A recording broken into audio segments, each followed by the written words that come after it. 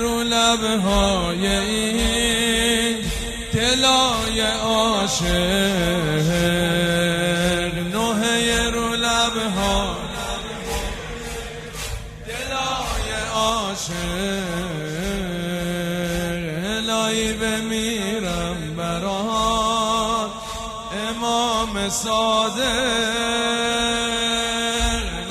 رب اعوذ بک من همزات الشیاطین و اعوذ بک رب ان یحضرون. بسم اللہ الرحمن الرحیم. الحمد للہ الذی ہدانا لہذا وما كنا لنہتدی لولا ان ہدانا اللہ. لقد جاءت رسل ربنا بالحق والصلاة والسلام علی سید اسلم ما فی الوجود سر اللہ کل موجود نقطة دائرة الوجود صاحب لواء الحمد والمقام المحمود سیدنا المجدد والمصطفى الأمجد وبالقاسم محمد.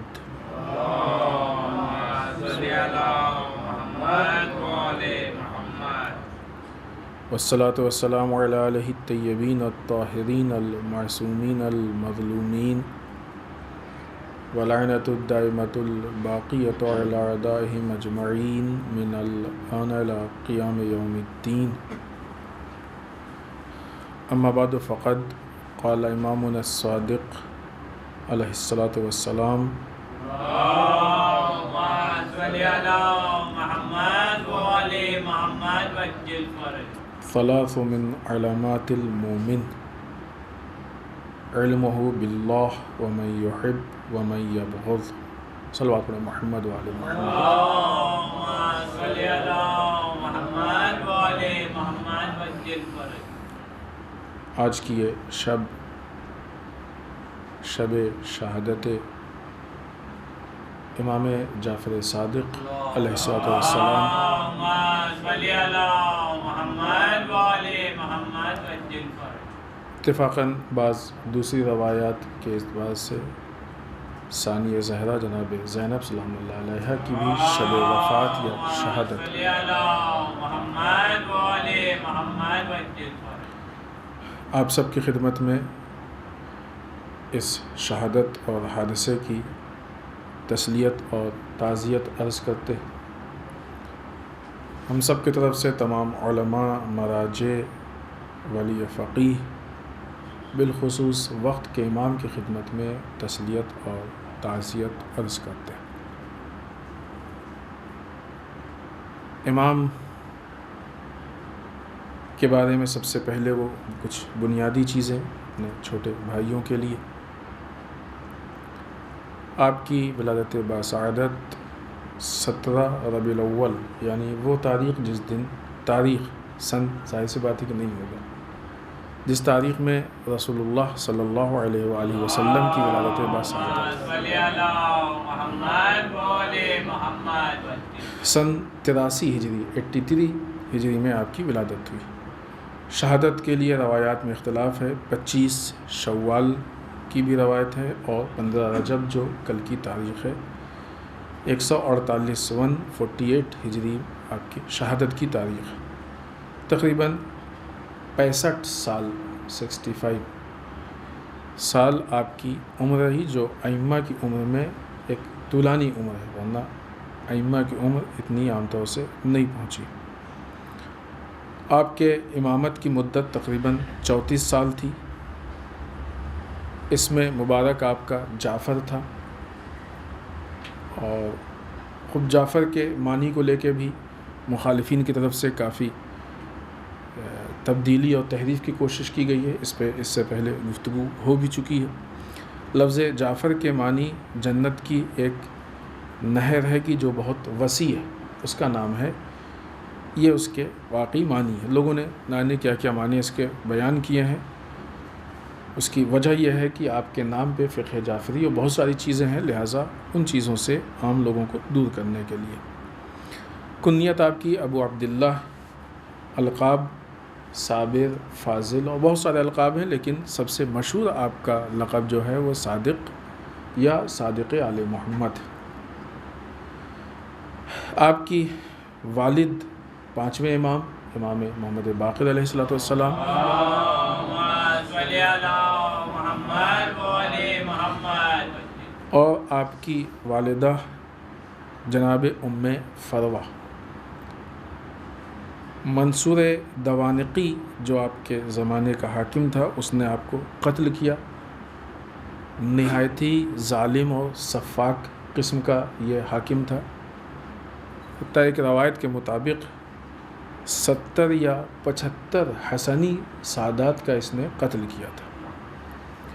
بہت بدترین زمانہ تھا۔ اس سے پہلے ہم کسی ایک گفتگو میں بیان کر چکے ہیں کہ محارم کے ساتھ زنا اور بہت ساری چیزیں تھیں کہ جو حکمران، جن کو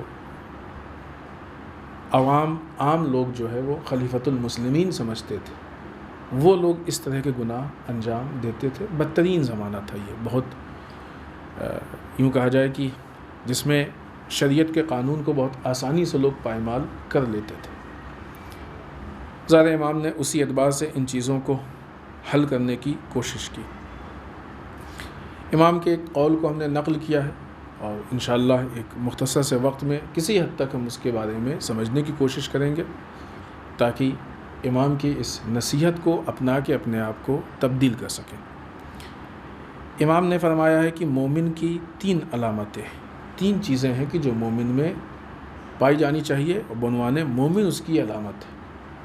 مومن کی علامت یعنی ان چیزوں کو دیکھ کے یہ معلوم ہو جائے گا کہ یہ مومن ہے۔ پہلی چیز کہ جو مومن کی علامتوں میں سے ہے وہ اللہ کی معرفت، اللہ کے بارے میں اس کے پاس علم ہو، اللہ کی معرفت ہو۔ یہ 3 علامتیں عالم اسلام کے بہت بڑے 3 چیپٹر ہیں۔ یہ نہیں کہہ سکتے کہ مثلا یہ 3 علامتیں، 3 باتیں ایسی ہیں کہ جس پہ 3 گفتگو ہوگی، نہیں، ممکن نہیں کہ 3 گفتگو میں یہ 3 باتیں حل ہو جائیں۔ یہ تینوں پہ جو ہے وہ کئی گفتگو کی ضرورت ہے۔ پہلی چیز اللہ کی معرفت، اللہ کے بارے میں علم۔ دوسری چیز مومن یہ جانتا ہو کہ کون ہے کہ جو اس سے محبت کرتا ہے، یعنی کون ہے جو اس کا دوست ہے، دوست کی پہچان اس کے اندر ہو، اپنوں کی پہچان اس کے اندر ہو۔ یہ بہت بڑا مسئلہ ہے۔ آج وہ طاقتیں کہ جو اسلام دشمن طاقتیں ہیں، وہ پوری یہ کوشش کر رہی ہیں کہ مومنین، مسلمان سب کے سب مسلمان، اور بالخصوص مومنین یہی نہ سمجھنے پائیں کہ ان کا اپنا کون ہے، اپنوں کو غیر سمجھیں، اور لامحالہ جب اپنوں کو غیر سمجھیں گے تو پھر غیر اپنوں کی جگہ لے لیں گے۔ تو دوسری چیز جو مومن کی علامت امام بتا رہے ہیں وہاں پہ یہ ہے کہ اپنوں کی پہچان ہو، دوست کی پہچان ہو، یہ جانتا ہو کہ دوست کون ہے۔ تیسری چیز جو علامت مومن ہے وہ یہ کہ دشمن کی پہچان ہو۔ اب اس کو اس اعتبار سے بھی ہے کہ کون ہے کہ جو اللہ سے محبت کرتا ہے وہ دوست ہے، اور کون ہے کہ جو اللہ کا دشمن ہے وہ دشمن ہے۔ تو وہ بات وہی ہوئی، فرق نہیں ہے، دوست کی پہچان ہو، دشمن کی، چونکہ معیار دوستی کا بھی اللہ ہے اور دشمنی کا معیار بھی اللہ ہے۔ خود یہ بھی بنیادی چیز ہے کہ اگر ہمارے لیے کلیئر ہو جائے تو ظاہر سی بات ہے کہ بہت سارے مسائل اپنے آپ حل ہو جائیں گے۔ یہ روایت بھی اصول کافی میں ہے، لہٰذا بہرحال ایک معتبر کتاب میں روایت ہے۔ یہ جو انسان کے اندر، مومن کے اندر یہ علمی صلاحیت ہونی چاہیے۔ مومن کی علامت کا مطلب کیا ہے؟ یعنی اس چیز سے مومن کی پہچان ہوگی۔ اگر یہ چیزیں مومن کے اندر نہیں ہے تو اس کا مطلب کہ جو بنیادی 3 چیزیں ہیں اس سے وہ جاہل۔ اس جہالت سے دشمن فائدہ اٹھاتا ہے، چاہے وہ ڈائریکٹ جان بوجھ کے اٹھائے اور چاہے یہ آٹومیٹک ہو جائے، کیونکہ بعض اوقات ہوتا ہے۔ روایت میں مولا کائنات نے بتایا ہے کہ جاہل، یہ احمق اور نادان دوست عقل مند دشمن سے بدتر ہوتا ہے۔ کیوں؟ اس لیے کہ نہیں چاہتے ہوئے بھی دشمن کو فائدہ پہنچا دیتا ہے۔ تو اسی طریقے سے انسان اگر جاہل ہے، انسان اگر احمق ہے، انسان ان چیزوں کو نہیں سمجھتا ہے، اس کے اندر شعور نہیں ہے، تو وہ چاہتا نہیں ہے دشمن کو فائدہ پہنچانا، لیکن اس کی جہالت خود بخود دشمن کو فائدہ پہنچا دیتی ہے۔ تو یہ جہالت بہت بڑا عیب ہے کہ جو در واقع دشمن کا سپورٹ ہے کہ جو ہمارے اندر، اور شاید یہی وجہ تھی کہ امام صادق علیہ السلام نے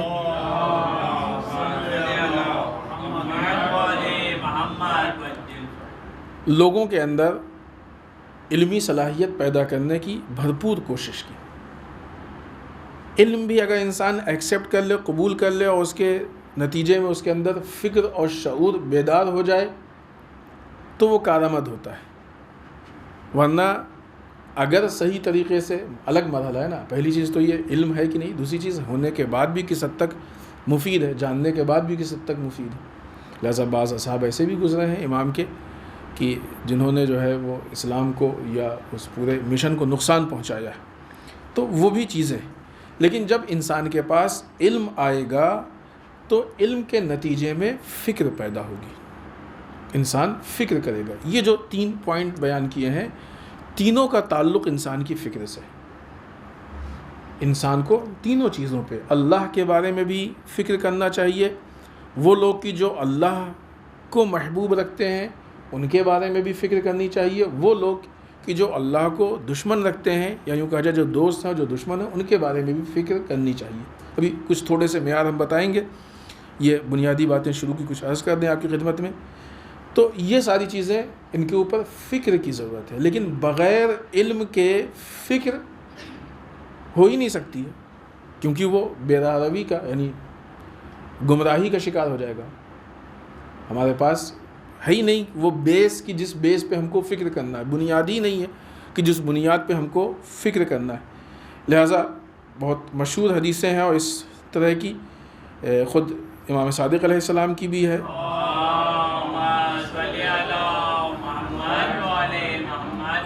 اور رسول اللہ صلی اللہ علیہ وآلہ وسلم کی بھی ہے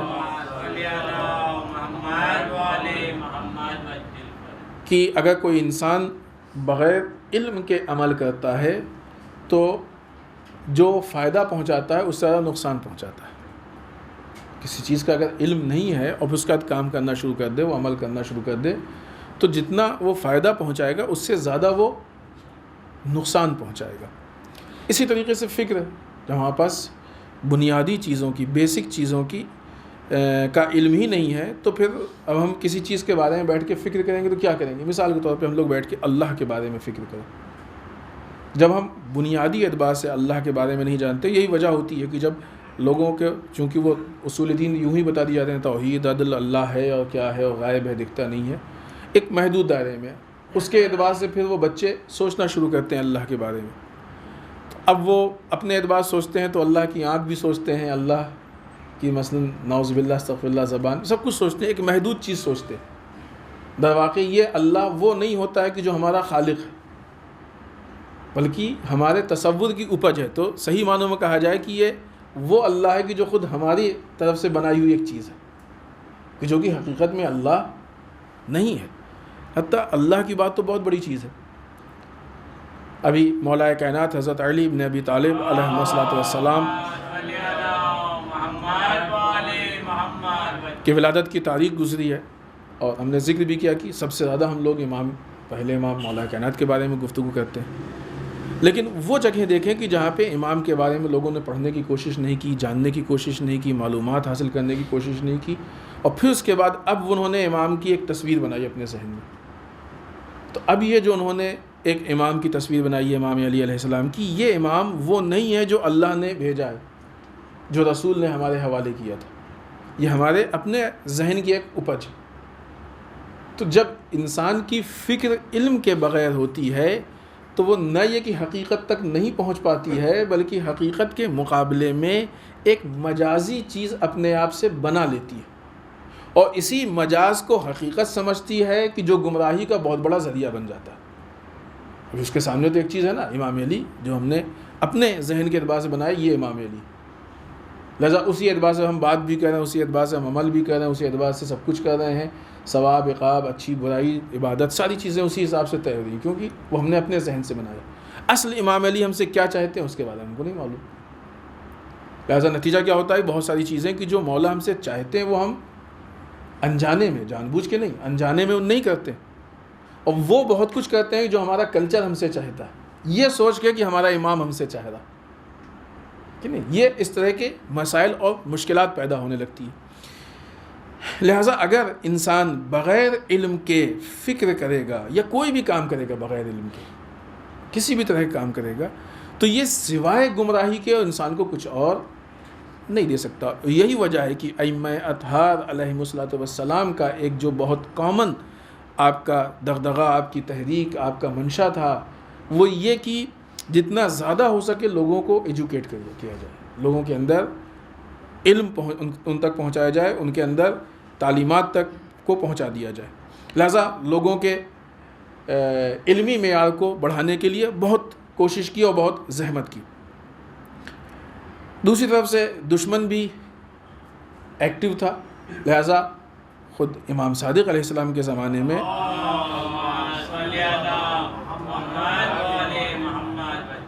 بہت سارے فرقے وجود میں آئے.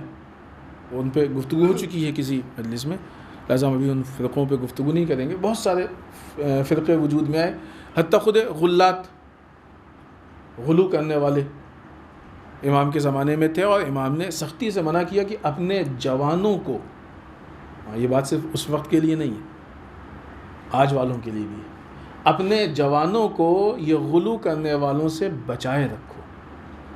اور پھر اس کے بارے میں بہت ساری باتیں امام نے کہا کہ یہ تمہارے جوانوں کو برباد کر دیں گے، منحرف کر دیں گے، اس طرح کی چیزیں. لہٰذا اگر ان ساری چیزوں کو دیکھا جائے تو جو جہالت کی وجہ سے مشکلات پیش آئی تھیں اس وقت لوگوں میں، خود یہ جو فرقے وجود میں آئے، جو لوگ غالی بن گئے، جو غالیوں کے شکار ہو گئے، وہ کون لوگ تھے؟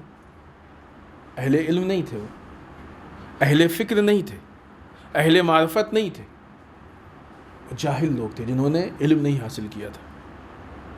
وہ بے فکر لوگ تھے، وہ لوگ تھے جن کے اندر شعور نہیں تھا. لہٰذا دشمن نے ان کو، اور پھر ظاہر سی بات ہے آپ آج بھی دیکھیں نا کہ بہت سارے لوگ کی جو غلو کرتے ہیں، غالی قسم کے ہیں، یہ بہت سارے کام نہایت خلوص کے ساتھ کرتے ہیں کہ جو کہ دین کے لیے نقصان دہ، جہالت کی وجہ سے. لہٰذا اس جہالت کی وجہ سے جو انحرافات سامنے آئے ہیں، وہ فکری انحراف، عملی انحراف یعنی ٹریک سے ہٹ جانا، لائن سے ہٹ جانا، غلط ہو جانا، غلط راستے پہ چلا جانا. فکر کے اعتبار سے غلط چلے گئے وہ لوگ، عمل کے اعتبار سے غلط چلے گئے، سیاست پولیٹکس کے اعتبار سے غلط چلے گئے. آواز تو یہ بھی ایک انحراف ہے نا، لوگ کہتے ہیں سیاست کے دین میں کوئی، یہ خوب یہ انحراف ہے. یہ تو یہ جو انحرافات آئے یہ بے بصیرتی کی وجہ سے آئے، لا علمی کی وجہ سے یہ ساری چیزیں پیدا ہوں. دوسری طرف سے امام نے ان ساری چیزوں کو لے کے جو کوشش کی ہے، وہ کوشش ہم 3 پوائنٹ میں آپ کے سامنے بیان کریں گے. وقت زیادہ ہو رہا ہے، ہم نے سوچا تھا کہ آدھے گھنٹے میں گفتگو ختم کریں گے، تقریباً 16 منٹ ہماری گفتگو کے ہو چکے ہیں، لہٰذا ہم بات کو بہت زیادہ پھیلائیں گے نہیں.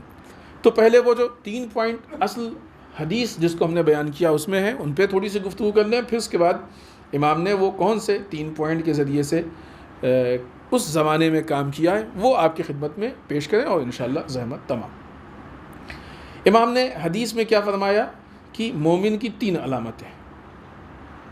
خب یہ جو پس منظر ہم نے بیان کیا حالات کا، یہ ذہن میں 3 علامتیں. اللہ کی معرفت، کون ہے کہ جو اللہ سے محبت کرتا ہے یعنی ہمارا دوست ہے، اور کون ہے کہ جو اللہ سے دشمنی رکھتا ہے یعنی ہمارا دشمن ہے. اللہ کی معرفت تو اصل علم ہے، زندگی کا اصل مقصد ہے، اصل ہدف ہے. اگر کسی کے پاس اللہ کی معرفت نہیں تو وہ پھر زندگی کے ہدف تک نہیں پہنچ رہا. قرآن مجید نے بھی جو باتیں پیش کی وہ اسی طرف ہیں، ڈائریکٹ یا انڈائریکٹ اللہ کی معرفت کی طرف. اور اللہ کی معرفت یعنی اللہ کی معرفت کے بعد اطاعت، عبادت، اس طرح کے جتنے پہلو ہیں سب اس میں آ جائیں گے کہ ہم کو کس کی اطاعت کرنی ہے، کیسے اطاعت کرنی ہے، کس کی عبادت کرنی ہے، کیسے عبادت کرنی ہے، اس کے آداب کیا ہوں گے، طریقے کیا ہوں گے، سسٹم کیا ہوگا. بہت ساری چیزیں سب اس کے اندر اپنے آپ آٹومیٹک آ جائیں گی. اللہ کی معرفت، جب ہم اللہ کو پہچانیں گے تو یہ بہت ساری چیزیں کھل جائیں گی. خوب اللہ کی معرفت یہی چیز ہے کہ جس کو ایک سبجیکٹ کے عنوان سے جانا جاتا ہے، جسے کہتے ہیں عرفان. سنا ہوگا آپ نے کہ فلاں مثلا، یا عارف. عارف نام بھی ہوتا ہے ہمارے معاشرے میں، شاید ہو کسی کا نام عارف، لیکن خود عارف ایک کیفیت ہوتی ہے، در واقع یہ انسان کے نفس کی کیفیت ہے. جب اس کے اندر معرفت پیدا ہوتی ہے، عرفان پیدا ہوتا ہے اللہ کا، تو پھر وہ عارف کہلاتا ہے کہ نہیں؟ بعض اوقات ذہنوں میں تصور پیدا کیا گیا کہ عارف کا مطلب یہ، جو جس کے اندر عرفان ہو، اس کا مطلب یہ کہ وہ ایک کونے میں بیٹھ جائے اور عجیب سی. نہیں، امام خمینی بہترین عارف تھے. امام خمینی بہترین عارف تھے. رہبر معظم آج بہترین عارف ہے. عرفان ہے. ہمارے بہت سارے مراجع، سبھی مراجع عارف ہیں، بہترین عارف ہیں. لیکن مثلا خود آغا بہجت کے لیے تو مشہور ہے نا کہ بہت بڑے عارف تھے، عرفان تھا. خود آغا بہجت کی آپ ایکٹیویٹیز دیکھیں، پولیٹکس سے کٹ کے نہیں رہے ہیں وہ، ہے کہ نہیں؟ اور پھر جب بھی کسی مسئلے میں شک پیدا ہو، مشکل پیدا ہو، تو ہم اصل بنیاد کو دیکھ لیں، مسئلہ خود بخود حل ہو جائے گا. رسول عارف تھے کہ نہیں تھے؟ ہم لوگ علماء پہ بحث کر رہے ہیں، رسول عارف تھے کہ نہیں تھے؟ یہ رسول سے بڑا کون اہل معرفت ہوگا؟ حکومت اسلامی قائم کی کہ نہیں کی؟ تو یہ عرفان یا عارف ہونے کا حکومت اسلامی اور سیاست سے ایسا نہیں کوئی ٹکراؤ ہے، تضاد، بلکہ نے ایک جملہ عرض کیا تھا 13 رجب کی محفل میں مولا کائنات کے لیے کہ علی اس ذات کا نام ہے کہ جو ایک ہی وقت میں حاکم بھی تھے اور زاہد بھی تھے. یہ آسان نہیں ہے، بہت سخت مرحلہ ہے شاید سمجھنے میں. کیوں؟ وہ کون سی چیز ہے کہ جس نے ائمہ کو اس مقام تک پہنچایا؟ اور ہم یہ نہیں کہتے کہ ہمارے علماء ان کے برابر ہیں، یقین درجے میں زمین آسمان کا فرق ہے، لیکن راستہ وہی ہے.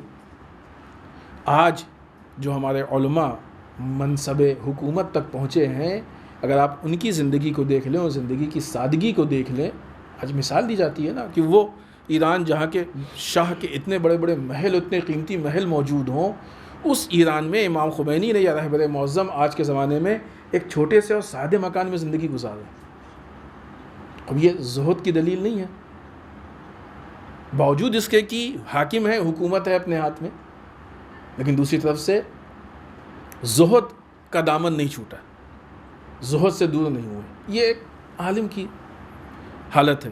خوب جب ایک عالم کی یہ حالت ہو تو امام وہی مولائے کائنات کس مقام پہ ہوں گے، کیا ان کا درجہ ہوگا؟ تو یہ جو حالت مولائے کائنات میں پیدا ہوئی، یہ عرفان کی وجہ سے، اللہ کی معرفت کی وجہ سے. جتنا عرفان پیدا ہوتا ہے اتنا ہی پھر بہت ساری چیزیں ہیں جو اخلاقی صفات ہیں انسان کے اندر، زہد و نانے، اس طرح سے بہت ساری چیزیں ہیں جو انسان کے اندر پیدا ہوتی ہیں اور انسان کے نفس کی حالت بہتر سے بہتر ہوتی جاتی ہے. لہٰذا اللہ کی معرفت ایک بہت بڑا سبجیکٹ ہے، سب کو معلوم ہے. ایسا سبجیکٹ ہے کہ سالوں اس پہ گفتگو ہو، کئی سال اس پہ گفتگو ہو تب بھی ناکافی ہے. ایک پوری وادی ہے. اور زندگی کے ایسا نہیں کہ مثلا اہم نہیں ہے، اب اتنا بڑا نہیں، ایسا نہیں، جتنا ہو سکے اتنا. اتنی بڑی دنیا ہے، کون پوری دنیا حاصل کر لیتا ہے؟ لیکن جتنی ہماری ضرورت ہے، جتنا ہمارے امکان میں اتنا تو ہم حاصل کر ہی لیتے ہیں نا. جبکہ دنیا کی اور اس سے کوئی مثال نہیں ہے. دنیا ہمارے اہداف میں سے نہیں ہے، مقاصد میں سے نہیں، ذریعہ ہے. اللہ کی معرفت ہمارے اہداف میں سے ہے. تو ہم کوشش کریں جتنا ہم حاصل کر سکتے ہیں اتنا حاصل کر لیں، اللہ کی معرفت، عرفان اتنا حاصل کر لیں. لہٰذا یہ ہمارے بنیادی اہداف و مقاصد میں سے ہے. مومن کی علامت، اگر ہم اللہ کی معرفت کو نہیں حاصل کریں گے تو صحیح معنوں میں مومن کیا مسلمان نہیں ہو سکتے ہیں؟ پھر کس چیز کے مسلمان ہیں جب اللہ سے ہی ہمارا رابطہ اور رشتہ نہیں ہو پائے؟ پہلی چیز. دوسری چیز کہ کون ہے کہ جو ہمارا دوست ہے، یا یوں کہا جائے کہ اللہ سے محبت کرتا ہے. یہاں پہ فکر ضروری ہے. اور یہ دونوں مرحلہ جو یہ ہے اس کے بعد والا، جب تک اللہ کی معرفت نہیں ہوگی اس وقت تک یہ مسئلہ حل ہی نہیں ہو سکتا، یہ معاملہ حل ہی نہیں ہو سکتا ہے.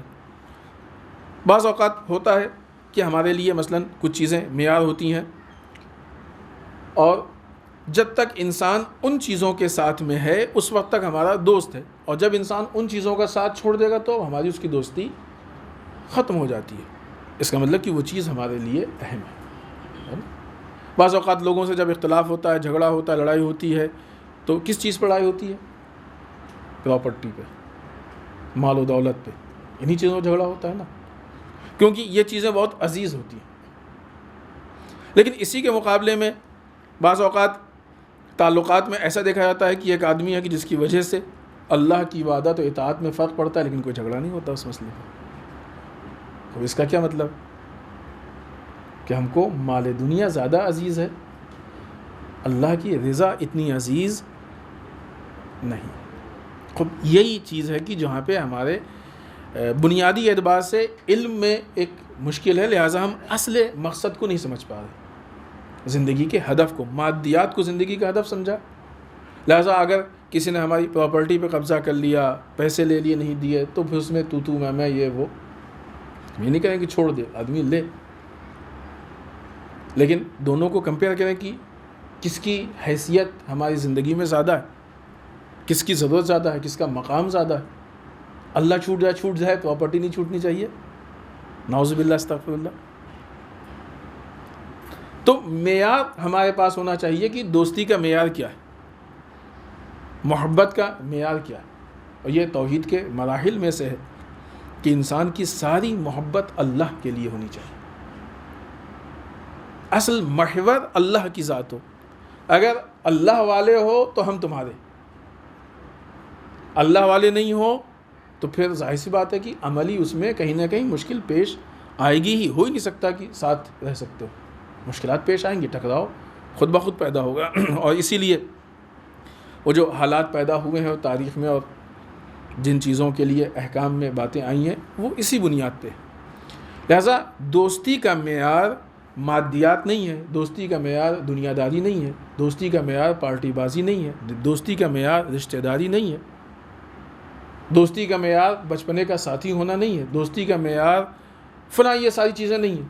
خب اگرچہ بہت سے رشتے ہیں جن کے اپنے حقوق ہیں وہ ادا کرنے چاہیے، دوستی کا معیار اللہ کی ذات ہے، دوستی کا معیار اللہ کی محبت ہے۔ یہ مومن کی علامت ہے، دوسری علامت ہے یہ، مومن کسی سے اگر محبت کرتا ہے تو اس کا معیار کیا ہوتا ہے؟ اللہ کی محبت۔ اگر کوئی مومن دوسرا کوئی شخص اللہ سے محبت کر رہا ہے تو اس بنیاد پہ کہ وہ ہمارے اللہ سے محبت کر رہا ہے، ہم اس سے محبت کریں گے۔ اللہ اکبر عز و جل۔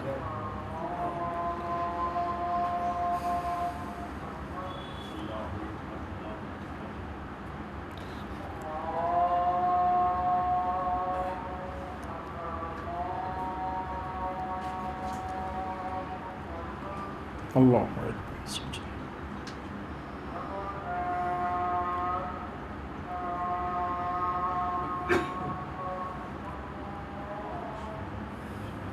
اشهد ان لا اله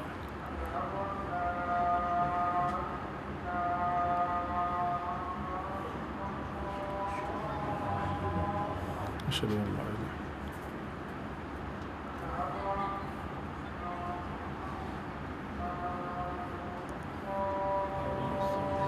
اللهم صل على محمد۔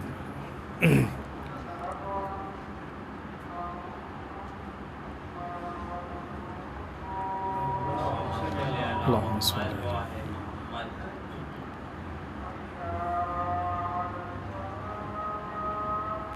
حي على الصلاة۔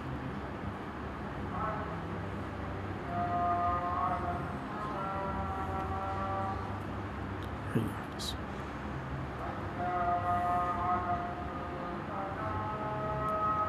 حي على الفلاح۔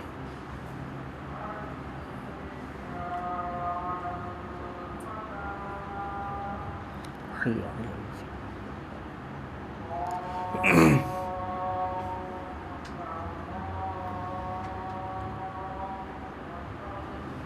الله أكبر۔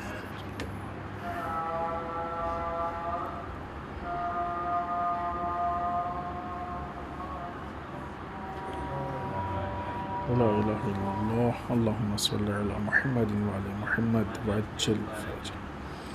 بہرحال ہم لوگ دوسرے مرحلے پہ گفتگو کر رہے تھے، دوستی کا معیار اللہ کی محبت ہے۔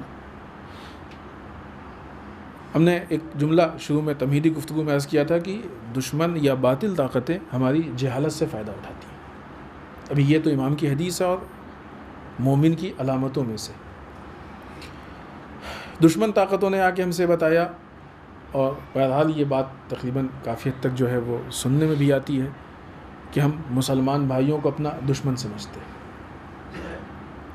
توحید کے قائل ہیں، وہ اللہ کو مانتے ہیں، وہ قرآن کو مانتے ہیں، وہ ہے کہ نہیں؟ رسول اللہ صلی اللہ علیہ وآلہ وسلم ان کی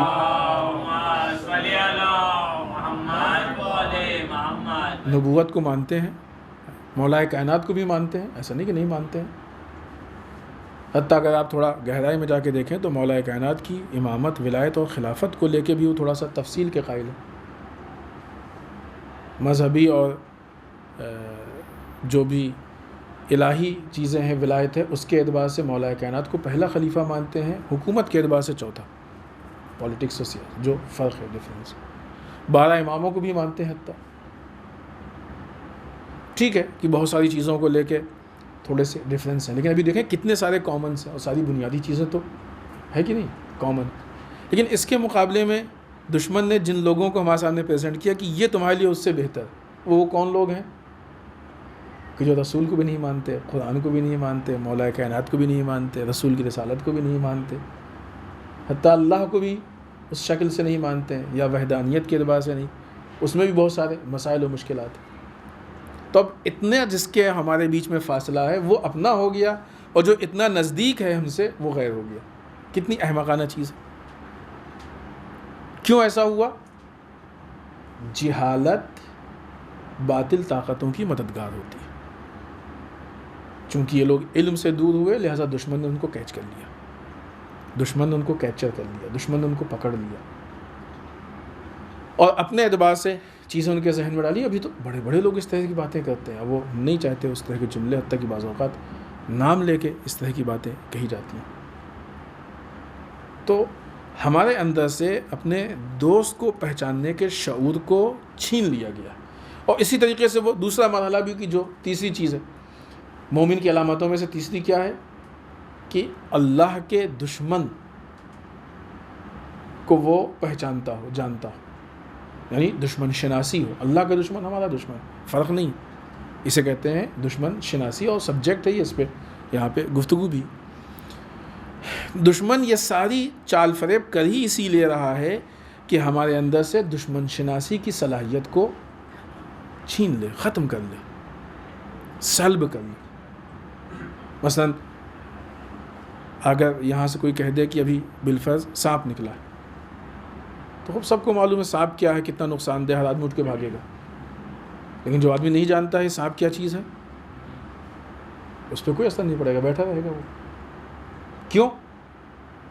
اس لیے کہ دشمن شناسی نہیں ہے۔ ہوتا ہے یہاں پہ سانپ کو بنوانے دشمن بھی تعبیر نہیں کر سکتے ہیں، لیکن جو نقصان ہے اس کی پہچان نہیں ہے اس کو، خوب اس عنوان سے دشمن کے اعتبار سے ہم دشمن شناسی نہیں پہچانتا ہے، لہٰذا اس کے لیے کوئی فرق نہیں پڑتا۔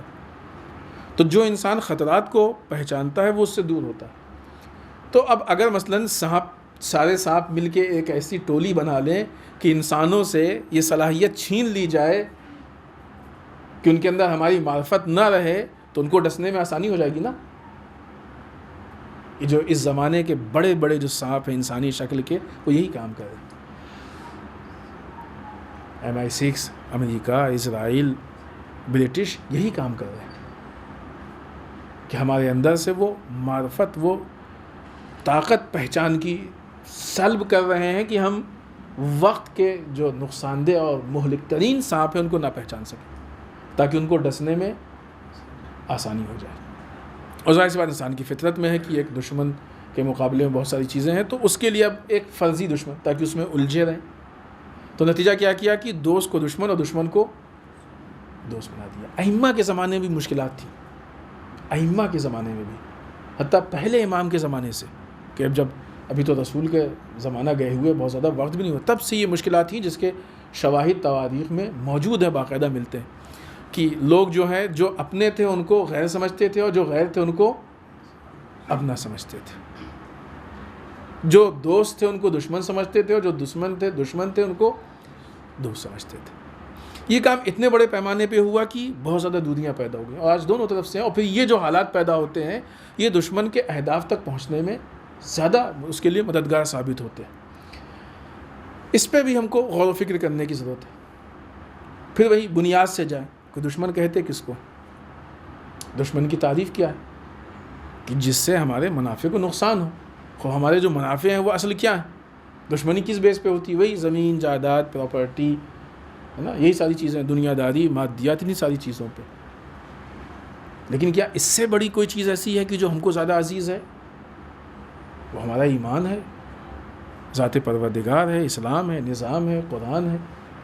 تو اب وہ ہمارا دشمن ہوگا کہ جو قرآن کو پڑھ رہا ہے اور عمل کرنے کی کوشش کر رہا ہے، یا وہ دشمن ہوگا کہ جو کہہ رہا ہے کہ قرآن میں آیتوں کو تبدیل کر دو، قرآن جو ہے ایکسپائر ہو چکا ہے، اس کو کچھ چینج کرنے کی ضرورت ہے؟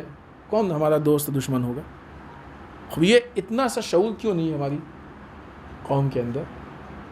اس چیز پہ فکر کی ضرورت ہے. لیکن ظاہر سی بات ہے فکر کے لیے علم چاہیے. بغیر علم کے انسان فکر کرے گا تو گمراہ ہو جائے گا، بے راہ روی کا شکار ہو جائے گا. امام علیہ الصلوۃ والسلام نے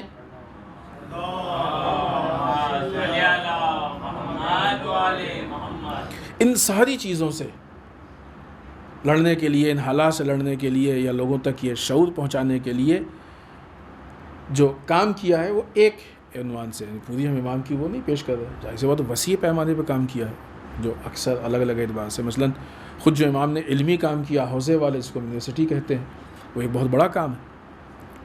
لیکن اس سے ہٹ کے بعض چیزیں کی ہیں. ہم وہ 3 پوائنٹ اس میں سے آپ کی خدمت میں پیش کریں، جس کا وعدہ کیا تھا اسی پہ ہم گفتگو ختم کریں گے. سب سے پہلی چیز کہ امام نے اسلام، دین اور امامت کی تبلیغ کے لیے اپنے نمائندوں کو دوسرے علاقوں میں بھیجا. ابھی جو آ رہے ہیں وہ تو یہاں پڑھ لیں گے، لیکن جو نہیں آ رہے ہیں ان تک بھی تو دین پہنچنا ہے. لہٰذا امام نے اپنے ایسے نمائندے بنائے کہ جن کو دوسرے علاقوں میں بھیجا کہ جائیں اور جانے کے بعد لوگوں تک تبلیغ کریں. ہم ایک بعنوان مثال آپ کی خدمت میں پیش کرتے ہیں کہ امام نے اپنے ایک چاہنے والے کو، اپنے ایک صحابی کو بھیجا کہ جس کا تعلق کوفے سے تھا، اور ان کو امام نے خراسان بھیجا، اور خود امام رہتے تھے مدینے میں، رہ رہے ہیں مدینے میں. یہ امام کا مبلغ، یہ رہنے والا کوفے کا ہے، بھیجا گیا ہے اس کو خراسان. اس کا مطلب یہ کہ امام کی نگاہ میں یہ کام اتنا اہم تھا کہ اس پیمانے پہ بھی امام نے اس سسٹم کو لا کے عملی کیا، لوگوں کے سامنے پیش کیا کہ لوگوں تک یہ ساری باتیں پہنچے. لوگوں تک جو چیزیں بتائیں وہ 2 اعتبار سے، البتہ بالخصوص دشمن شناسی کے اعتبار سے یہ 2 پوائنٹ اہم ہیں. ایک یہ کہ شیعہ امام کے چاہنے والے وہ کسی بھی طریقے سے ظالم حکمران کا سپورٹ نہیں کریں، کسی بھی اعتبار سے. کیونکہ کسی بھی اعتبار سے جب ہم ظالم حکمران کا سپورٹ کرتے ہیں تو وہ اس کے ظلم میں اضافہ کرتا ہے، کسی نہ کسی طرح سے، کہیں نہ کہیں سے ظلم پہ اثر. حتیٰ کہ دوسری جگہوں پہ اور دوسرے ائمہ کے زمانے میں جو واقعات آئے ہیں، حتیٰ وہ اونٹ کو کرائے پہ دینے کو منع کیا، مشہور واقعہ، بہت مشہور واقعہ. اس حد تک وہ بھی سفر حج کے لیے، سفر حج کے لیے رینٹ پہ، کرائے پہ اونٹ دیں. مثلا ایسے ہی کہ جیسے آج آپ سے کوئی آ کے کہے، آپ مثلا گاڑیاں رینٹ پہ دیتے ہیں، ٹیکسی، ٹریول ایجنٹ، ٹریولنگ کا کام ہے آپ لوگوں کو. تو آپ سے کوئی کہے کہ مثلا ہم کو سفر حج پہ جانا ہے، ہم 4 گاڑیاں ہم کو جو ہے آپ کرائے پہ دے دیجیے، تو آپ نے دے دیا. امام کہتے ہیں اگر وہ ظالم ہے تو مت دو. اس حد تک ظالم حکمران کا سپورٹ اس حد تک نہیں کرنا چاہیے. نہیں اس کے کام سے ہم سے کیا مطلب ہے، وہ کام الگ ہے، ہمارا کام الگ ہے، وہ ایک الگ چیز ہے، یہ الگ چیز ہے، اس کا تو اس سے کوئی تعلق نہیں ہے اس کا. امام نے ان ساری چیزوں کی نفی کر دی. تو یہ والا واقعہ چھٹے امام کے زمانے کا نہیں ہے، لیکن وہ امام کی سیرت ہے اور ائمہ میں فرق نہیں ہے. اس حد تک یہ پہچانے کہ امام کس باریکی اور کس گہرائی تک اپنے چاہنے والوں کی تربیت کرنا چاہتے ہیں. وہ جو اوپر کی باتیں اور واہ واہی کی باتیں ٹھیک ہے، ظاہر فضائل ہیں، وہ دل خوش ہوگا واہ واہی، لیکن صرف اس سے کام نہیں چلتا ہے. ایک سسٹم چاہیے، ہم کو نظام چاہیے زندگی گزارنے کے لیے، اس غور و فکر سے محسوس ہوگا وہ نظام. دوسری چیز کہ حتیٰ امام نے کہا ہے کہ لفظی اعتبار سے منصور عباسی سے گفتگو کرو، ایک یعنی ٹکراؤ پیدا ہونا چاہیے، کیونکہ ظالم کے ظلم کے مقابلے میں خاموش رہنے سے خود ظلم میں اضافہ ہوتا ہے، اور ظالم کو ایسا محسوس ہوتا ہے ہم تو پرفیکٹ ہیں، تو لفظی اعتبار سے بھی اس سے ایک طرح کا حد اقل مقابلہ ہو. ٹھیک ہے بھی اسلحے کی صلاحیت نہیں ہے ہماری، جنگ کی صلاحیت نہیں ہے، قیام کی صلاحیت نہیں، لیکن لفظی اعتبار سے تو مقابلہ ہونا چاہیے. یہاں تک بات پہنچی ہے تو ایک پوائنٹ اور جو عام طور سے کہا جاتا ہے، اب یہ سب چیزیں جو ہمارے ذہن میں سامنے آ گئی ہیں تو وہ بہت آسانی سے بات واضح ہو جائے گی. ایک چیز کہی جاتی ہے نا کہ صرف امام حسین نے ہی تو قیام کیا تھا، باقی تو سارے امام بیٹھے رہ گئے تھے، کسی نے قیام نہیں کیا. خوب اگر یہ قیام نہیں تو کیا؟ قیام کی نوعیت الگ الگ ہوتی ہے. حتیٰ امام صادق علیہ السلام نے